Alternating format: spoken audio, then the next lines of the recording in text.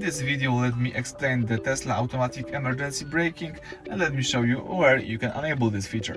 Let's begin. Alright, so in order to enable this feature, let's start from the beginning. So here you should find and select the car icon in the left down corner, then choose here the Autopilot, it's right here, and here let's scroll down and you can choose here the automatic emergency braking. Let's enable this feature, and this feature automatically applies the brakes to reduce the impact of a frontal collision. There is an important note: if sometimes when you use the Autosteer right here, you cannot disable this feature, so let's be aware of this.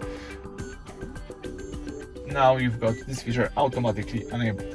So that's it for today. Thank you for watching. Please subscribe to our channel and leave thumbs up under the video.